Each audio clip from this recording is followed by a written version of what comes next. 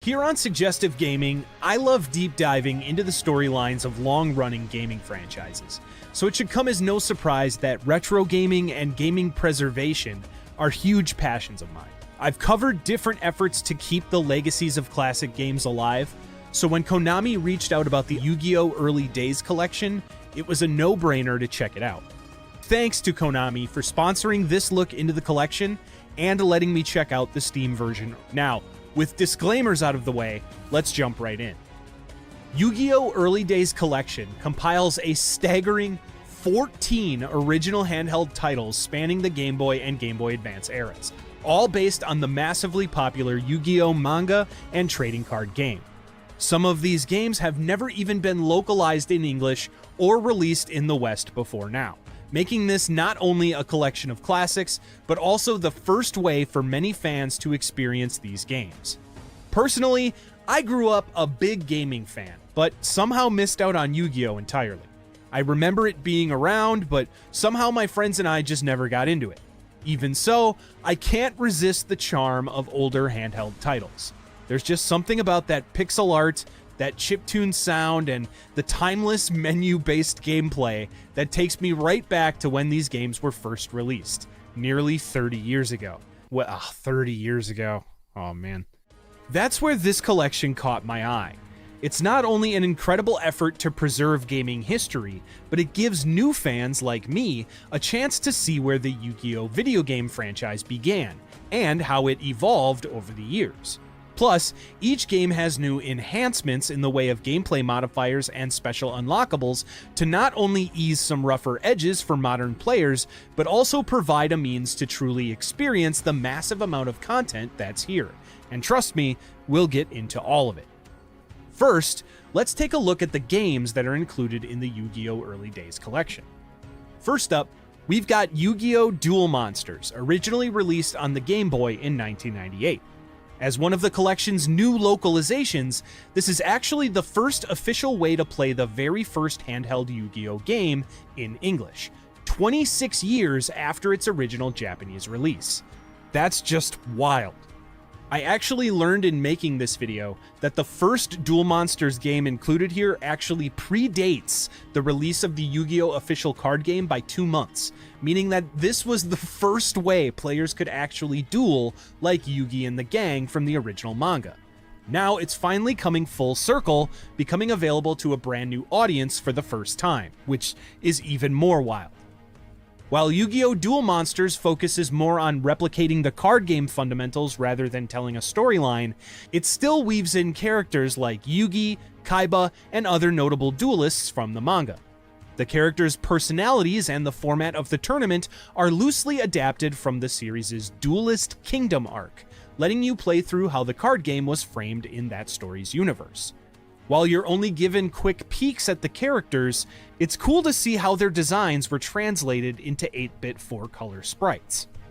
Moving on to 1999's Yu-Gi-Oh! Duel Monsters 2, the series jumped to the Game Boy Color, bringing what's mostly a colorized, enhanced version of the first Duel Monsters with more duelists and cards. Jumping off from the usual dueling format, we find Monster Capsule, released in the year 2000 for the Game Boy Color. This title is inspired by the manga's Monster World arc and Capsule Monster stories, and it ditches the traditional card-based dueling structure for a top-down adventure RPG.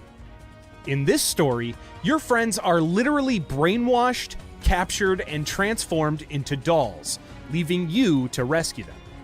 The game's capsule-based combat system offers a unique spin on Yu-Gi-Oh's familiar monsters, blending both tactical and RPG elements. It's also another one of the new localizations in this collection, bringing its extremely unique gameplay to a brand new audience. Next up is Yu-Gi-Oh! Dark Duel Stories, also known as Duel Monsters 3 Tri-Holy God Advent, originally released in the year 2000 for the Game Boy Color, but released 2 years later in the US. Building on the dueling format of the last game, this one introduces a construction mechanic, letting you build your own monsters. Next is Yu-Gi-Oh! Duel Monsters 4, Battle of Great Duelists, also released in the year 2000 for the Game Boy Color. Uniquely, This game was originally released in 3 different versions, each featuring a different deck themed on a character: Yugi, Kaiba, or Joey. In the early days collection, you get all 3 in one place, which isn't just cool for preservation's sake, but each version also features a unique secret battle. This one actually builds on the same formula we saw in Duel Monsters and Duel Monsters 2, but now we're looking at a massive library of 900 cards, expansions to the rule set, and some new additions to keep you on your toes. Next up is Yu-Gi-Oh! Dungeon Dice Monsters, originally released for the Game Boy Advance in 2001. This one takes a huge departure from the standard dueling mechanics, instead introducing a dice-based strategy game where you roll custom dice to summon monsters and build a path toward your opponent. As I played through it, I was actually really impressed by the ambitious 3D battle animations. For a handheld game of this era, it's honestly impressive, and it's another great example of how the Yu-Gi-Oh! Franchise wasn't afraid to experiment with new formats beyond traditional card dueling. Following that, we have Yu-Gi-Oh! The Eternal Duelist Soul, aka Duel Monsters 5 Expert 1, originally released in 2001, which is notable for being the first handheld game in the collection to feature the real card art instead of pixel-based approximations seen in earlier games. There's also a new progression system where you pick a booster pack to receive after a win, which makes collecting new cards feel more rewarding than the random 1-card drops of earlier games. Next, we have Yu-Gi-Oh! Duel Monsters 6 Expert 2, which is another interesting inclusion, as it was originally a Japan-only release for the GBA in 2001. While this version remains untranslated in the collection, it's great to see it preserved for completion's sake. Despite the language barrier, the game's mechanics are still intuitive, so you can still build a deck and play through duels, and you'll want to if you're an achievement hunter like myself. Luckily, this game later got a remake, which is included later in this collection. Then, we have Yu-Gi-Oh! The Sacred Cards, aka Duel Monsters 7 The Duel City Legend from 2002, which takes another unique approach by introducing an RPG-style overworld where you can actually walk around, talk to characters, and progress through a narrative. Here's where we get a deeper story element, as the Sacred Cards is a retelling of the Battle City arc from the manga and anime, adapted to an RPG adventure where the player character takes Yugi's place as protagonist.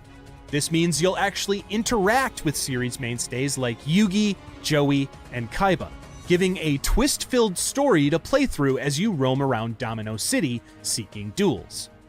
2003's Yu-Gi-Oh! Reshef of Destruction continues that trend, acting as a direct sequel to the Sacred Cards, with even more RPG elements and an expanded storyline. This time around, you join Yugi on a globe-trotting mission to collect the Millennium items, leaning even more heavily into the game's narrative. Without spoiling too much, this game's story, as well as its extremely well-executed cutscenes for its time, blew me away. Acting as a what-if style follow-up to the Battle City arc, this game also gives fans of the Yu-Gi-Oh! Series a new take on a classic story. Next up, we have Yu-Gi-Oh! Worldwide Edition, Stairway to the Destined Duel, from 2003. This title is the international remake I referred to earlier of Yu-Gi-Oh! Duel Monsters 6 Expert 2, allowing English-speaking players to experience the content of that game. Next is Yu-Gi-Oh! World Championship Tournament 2004. Both of these titles bring us back to more intense trading card game action, focusing on tournaments and deck building rather than a big storyline. You'll face off against numerous characters, earn more booster packs, and gradually refine your deck. While they may not have extensive plots, they pack a ton of replayability with the card collecting and dueling challenges.